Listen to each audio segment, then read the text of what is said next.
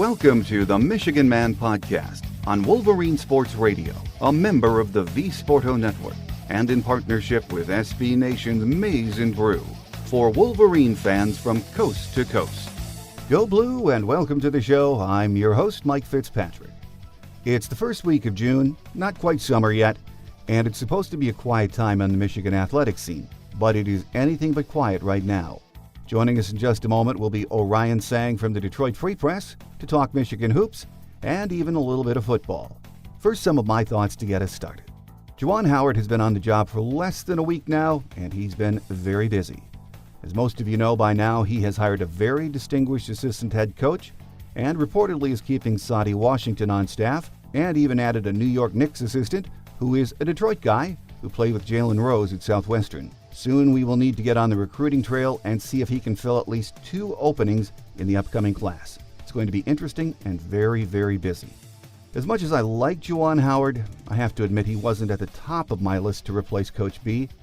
The reality is that the timing of Coach B's exit sort of trashed Ward Manuel's short list and took some big-time coaches off the board who might otherwise have been available. As John Bacon said in the Detroit News this week, even if some of the big names were available, they still wouldn't have checked all of the boxes in Michigan's coaching search. So Ward Manuel chose a candidate who has never been a head coach, but he checked off more boxes than anyone else, and he was, in the end, the best fit. Now, does that mean he's going to pick right up where Coach B left off? Probably not. But I do think his upside is huge, and in the end, he was the best choice, and he deserves time and our support. Beat writer Orion Sang from the Detroit Free Press joins us next on our Game Day segment to discuss Michigan hoops and a wee bit of football here on the Michigan Man in partnership with SB Nation's Maize and Brew.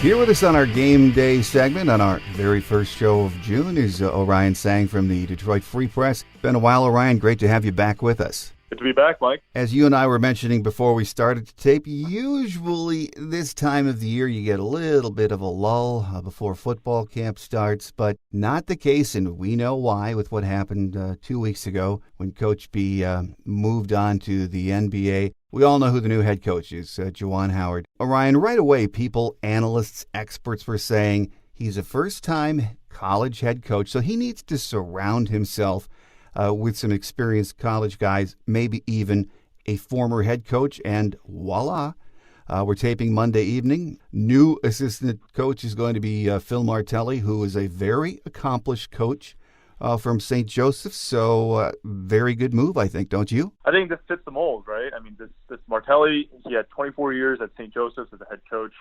He had some really, really good years there. Obviously, I was a little young for some of those, but I do remember a little bit about Jameer Nelson. Not the most, but I do know that he was a good player. I do know St. Joseph's was number 1 that year. They had a hot start. They were undefeated.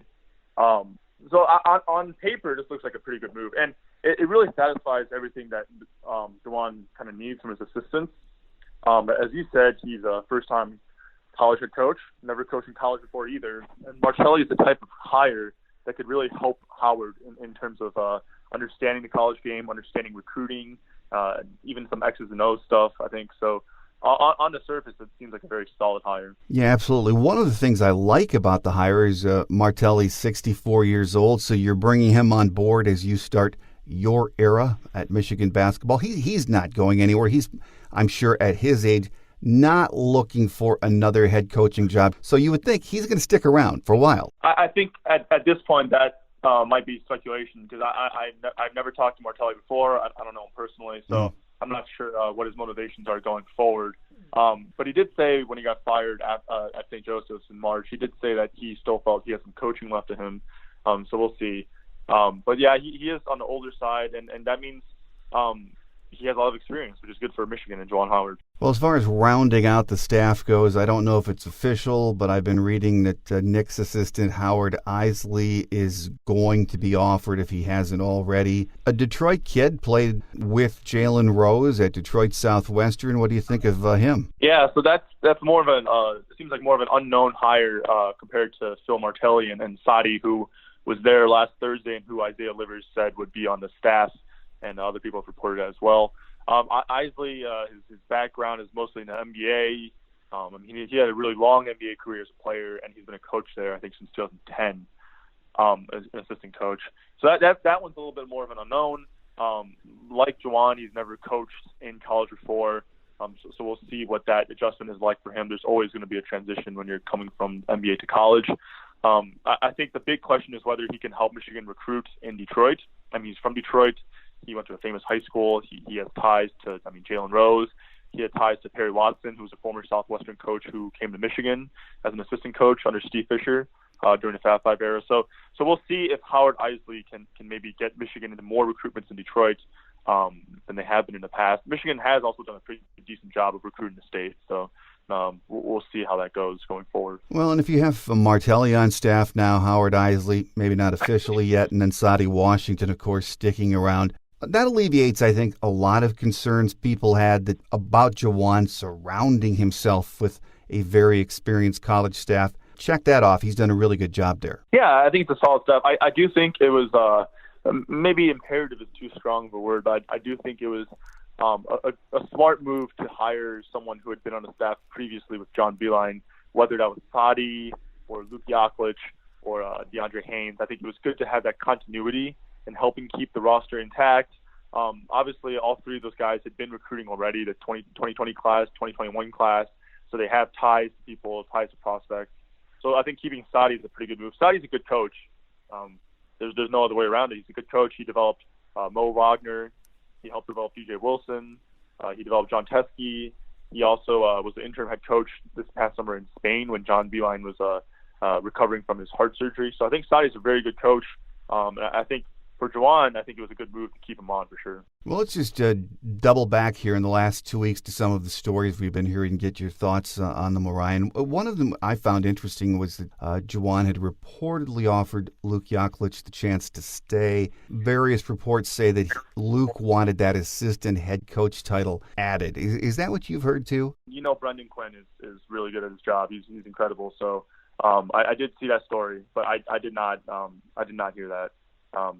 I would say he's got very solid sources there, though. Do you think Luke was one of the candidates that was seriously considered for the job during this process, though? Sure. He got an interview for a head coaching job along with Sadi, Juwan, and Ed Cooley. So when you're one of the guys who gets an actual interview with Ward Manuel, obviously, I think that means you're in contention for the job. I don't know where he was in the pecking order. I think Michigan went into this thinking that they would have a chance to persuade Ed Cooley to leave Providence for Michigan, and they interviewed him first, obviously, on that Monday of that week. So I don't know where Luke Yaklich fell in the pecking order, but he did get an interview, and he's been a solid assistant coach. So, he was in the running there for Michigan, obviously. Well, Orion, you did a piece last week on how recruiting will have to come quickly for Juwan Howard, and I heard an interview, I think it was yesterday, maybe a day or so ago, with Tom Izzo on the Huge Show, where he said he was asked, what obstacles or what priorities does Juwan have to overcome and to learn? He said recruiting would be number one. Again, if this staff develops the way we're thinking and hearing it's going to, he understands that too, doesn't he? Recruiting is definitely going to be the biggest adjustment for Juwan, more so than anything else, just because he's never done it before, really. He's gone through the process as a father. He went through it himself as a player, but he's never done it really as a college head coach, and that's a different beast altogether. And recruiting is the lifeblood of programs. It really, that's what it comes down to. You can go as far as your roster can carry you. So I think the biggest adjustment for Juwan is how quickly can he get going, because Michigan has 3 open scholarships for next season right now, and it's already pretty late. It's really late in the recruiting cycle for 2019. And it's also really the 2020 cycle, he doesn't have much time to get going there either, because kids will start signing in November in the early signing period, and they're taking official visits as soon as this weekend.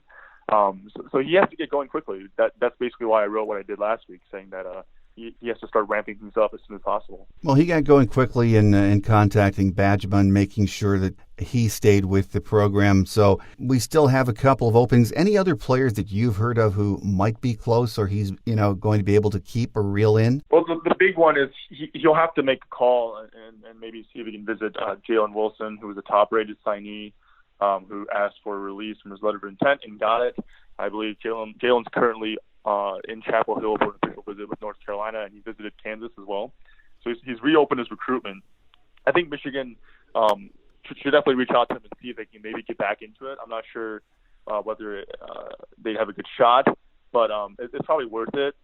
He does have some interesting ties to the Fab Five. He told me last summer after he committed to Michigan that his mom named him Jalen after Jalen Rose. So there's that tie right there.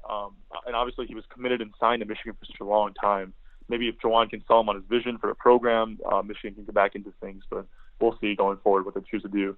The other name is Franz Wagner, Mo's little brother, who's currently playing professionally in Germany. I believe I saw reports that Franz officially visited Ann Arbor the week that John Beilein left for Cleveland. Yeah, which has to be an interesting official visit for him, really. So we'll see if Michigan can get back in there. Because really it's going to come down to who they can get from the 2019 class. The grad transfer market is pretty picked over already. I know Michigan was in for Justin Pierce, and he picked North Carolina. That was before Beilein left. And Javian Cumberland picked Cincinnati today, too. And I think he was considering Michigan at one point as well. So the grad transfer market is a little slim right now. So I think if they're going to add anyone, it would probably have to come through the class of 2019. Well, there's big work and quick work that needs to be done with this current class coming in. But also there has to be some anxiety amongst the returning players.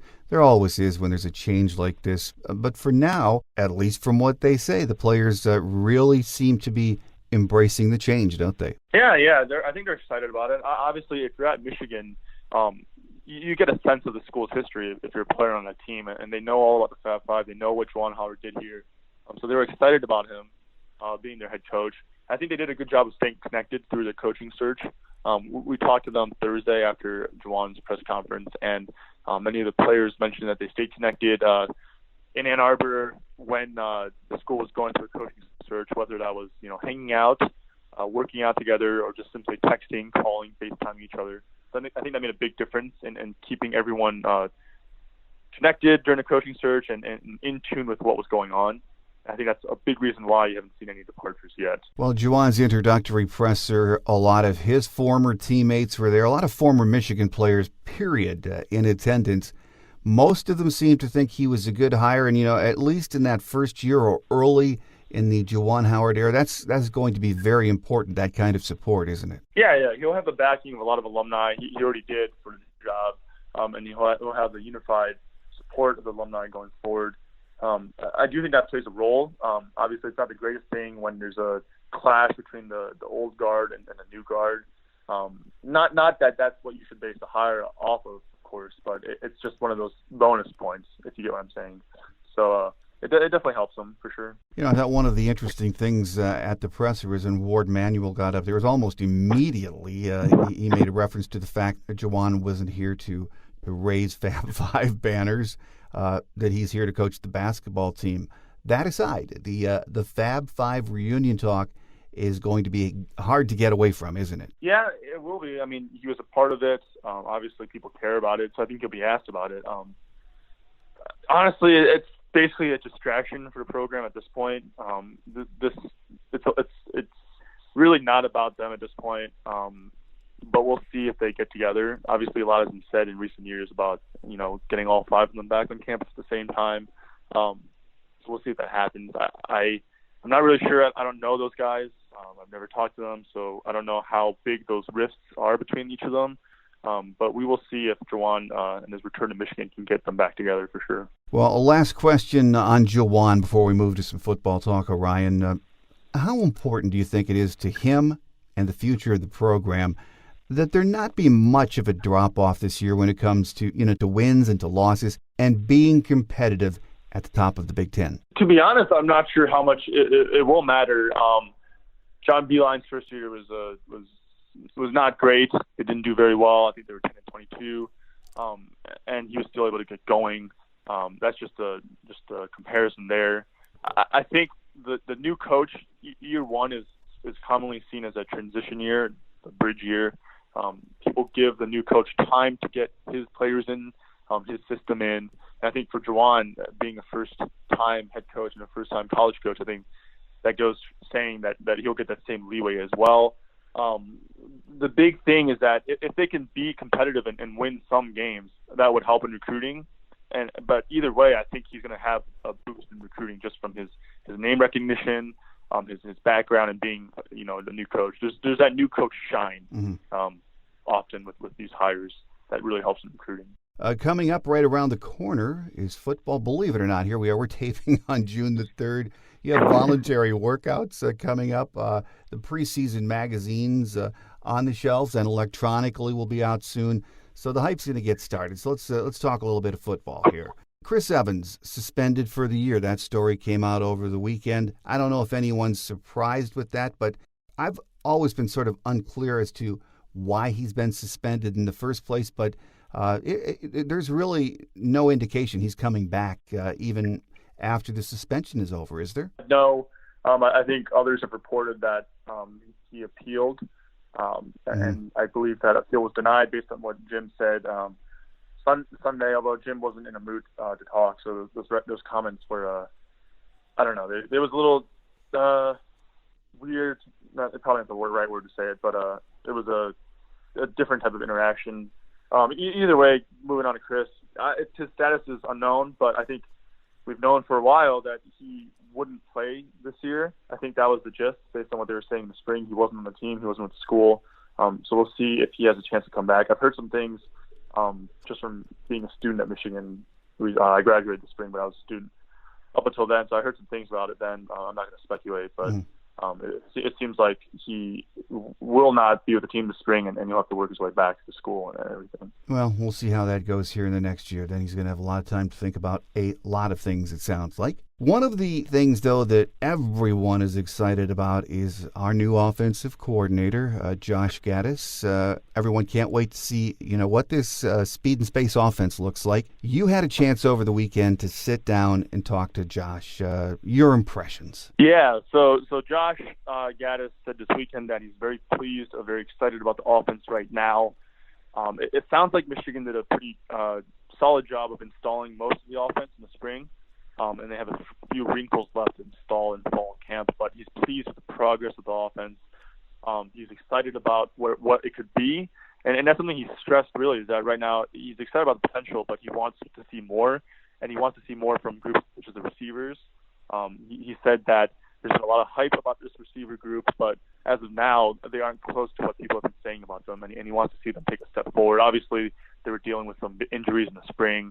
Donovan Peoples-Jones missed all of the spring. Nico Collins missed most of it. Both of them are back. They're finally healthy now for Michigan, so we'll see if they can take a jump forward going into fall camp. Yeah, I thought one of the interesting things that Josh said was that Tariq Black had to get over it when it came to the injuries. That maybe at this point, after 2 injuries, and he's missed a lot of football, there's no question about it. But now the next hurdle for him was maybe more mental. He did say that, didn't he? He did, yeah. And I thought those comments were pretty insightful. And they honestly, you can empathize with them too. If you were in Tariq Black's situation, coming off 2 pretty catastrophic, pretty big injuries that cost you 17 of your first 26 collegiate games, I think those would be on the back of your mind. It's only natural to think about that. Anyone can relate to that, really. Just being worried about your health, being worried about getting back to full strength. And it's tough for him because he was on his way to becoming a really good player when he did get hurt as a freshman. And he sort of really hasn't gotten a chance to show what he can do since then. So we'll see if he can do it this season. It seems like he's getting close, to getting back to where he was. Obviously, based on Gaddis' comments, it's not all the way there yet. So they're hoping to see more improvement out of him heading into fall camp here. Well, Orion, sitting down and talking to Josh Gaddis as you did over the weekend, you got to see a little bit of that offense. We all did in the spring game, but I think it was pretty vanilla as compared to what we're going to see in the fall. When you listen to him talk, he sounds really excited with all the talent that he has on this team. And for people to see what he can do. He really comes off that way, doesn't he? He does, yeah. And I think that's no surprise given the personnel that Michigan returned. Brought back the bulk of the offense. They got a senior starting quarterback. They have a talented receivers core, talented offensive line, talented tight end group. The running backs room, it does seem thin on the outside, but Josh Gaddis was, of course, very complimentary of them Sunday. He says that he feels like they're in good shape at running back, and he listed off some names. He said they're excited about Christian Turner, True Wilson, Zach Charbonnet, Hassan Haskins, and Ben Van Sumeren, the latter two who switched over from defense to offense, and then apparently performed well this spring. So every position group on offense, it seems like Michigan is excited about. Did he have much to say about his quarterback stable? Yeah, so this is a story that will probably come out either tomorrow or the day after, but he says that there's really not that much drop-off in his mind between Shea, Dylan McCaffrey, Joe Milton. I asked him if Shea was seen as a clear favorite right now. I mean, the incumbent quarterback, because he did start every game last season. And Josh said that he wouldn't go so far as to say that. He kind of pumped the brakes, said that it'll still be a competition, which sounds like something Jim Harbaugh would say. Obviously, talk about meritocracy and open competition. I would be surprised if Shea wasn't the starter. I think he's the odds-on favorite. Based on what we saw in the spring, in a spring game, he seemed like the most prepared quarterback. He had a really good grasp of the offense, and he had a really good year last season, too. Well, the early season start times were announced last week. The Ohio State start time, no surprise, 12 noon was also announced. I guess the surprise to me was the opener with Middle Tennessee State is a night game on BTN. I know we have 2 games I think we have to play at night at home this year, but that was a surprise to me. Yeah, it's a little different than the past night games that they've hosted, but to be perfectly honest, I'm not sure what goes into the decisions for these night games. I'm not sure why they settled on Middle Tennessee State. I guess the only perception that I had is that it is a different type of game than the ones they've had in the past. Last year they had Wisconsin. The years before they had Minnesota and Michigan State, and then they've had Notre Dame in the past. So this is a little different, but it is week 1, so there should be plenty of excitement for that. I think obviously that is to be determined as we head into the season. When you look at that October schedule, I was reading this last week and it made sense that there are a lot of night games that we could be playing, and you never know until the season gets going, and they've got a couple of weeks prior to the game to tell you, okay, it's a night game, it's 3:30 kickoff, whatever it is. October, you look at that schedule, there could be quite a few night games there. I have a hunch that we didn't want to have Michigan State and Notre Dame in October, or that close together at any rate, and be night games at home. Yeah, that could potentially be one of the reasons why, for sure. I did notice that as well. So I guess it comes down to if we contractually have 2 night games and the opener is a night game, it's going to come down to Notre Dame or Michigan State. So that should be an interesting choice too. I think it's at Michigan it's a little bit different than other schools, just because Michigan didn't really have night games until pretty recently, 2011, and they haven't really had that many since then. So I think it'll be interesting to see how night games are perceived by fans, by the school going forward, just because it wasn't really a thing until this past decade at Michigan. Well, I guess in the coming weeks until the magazines and the hype really starts, recruiting is still going to be somewhat front and center. You've got visits coming up. You've got camps. Anything you've heard on the recruiting trail as far as maybe some commitments in the coming weeks? If I did, I wouldn't want to reveal them. Okay. And spoil anything publicly for the kid. But I was at the Best of the Midwest camp. I was there on Sunday, and there were a few kids who mentioned that they want to visit for June 21st. I think that's like the big recruiting weekend. Yeah. And then the 4-star tight end, Theo Johnson from Canada, from Windsor, Ontario, I think he wants to be there. He's obviously a top target for them. So they'll get some guys there for sure, some top targets in them. My guest today has been Orion Sang from the Detroit Free Press. Always great to have you join us on the show, Orion. We look forward to getting you back during football season. So thanks for your time, and try to enjoy some summer before the schedule gets crazy again. Yeah, it was great to be here. I'll do my best to enjoy summer. Take care. Thanks, Mike. Quick Hits is next as we wrap it up for another week here on The Michigan Man on Wolverine Sports Radio, a member of the V Sporto Network, and in partnership with SB Nation's Maize and Brew.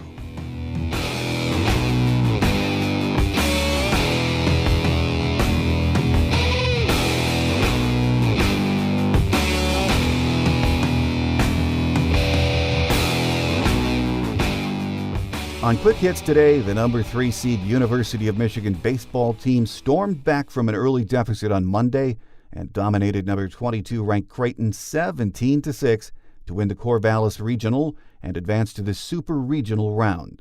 Michigan, now 44-19, advances to that super regional play as one of the final 16 teams left playing college baseball. The Wolverines will play number 1 ranked UCLA Friday through Sunday in LA.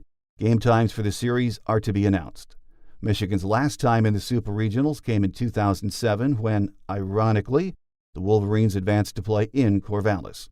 It's been another great season for Michigan baseball, so congratulations to Coach Eric Bakich and the best of luck in the Super Regionals later this week against UCLA. A reminder again, we're on our summer schedule, which is 2 shows a month. We'll be back on June 19th, and Steve Lorenz from 24/7 Sports will be joining us to update recruiting and, of course, talk some football. In August, we'll get back to our weekly schedule as we prepare for the beginning of the season, and believe it or not, it is just right around the corner. If you get the show from iTunes, please take a minute to rate or comment on the program, and we thank you in advance for doing that. It's easier than ever to listen to the show wherever your busy summer travels take you. We are now on radio.com, Spreaker, Spotify, TuneIn, and iHeartRadio. You can also get our free show app from the Google Play and iTunes Store, so check it out. That will do it for another show. Have a great Wolverine week, everyone. I'm your host, Mike Fitzpatrick. Until we meet again, take care, and as always, go blue. Thanks for joining us today on The Michigan Man, here on Wolverine Sports Radio, a member of the V Sporto Network, and in partnership with SB Nation's Maize and Brew. Our listener lines are open 24/7 for your calls at 313-263-4842. That's 313-263-4842. Or email us at themichiganmanpodcast@yahoo.com. That's themichiganmanpodcast@yahoo.com. The Michigan Man Podcast is produced at the studios of Robin Lynn Productions, Allen Park, Michigan, and is not affiliated with the University of Michigan. Go Blue!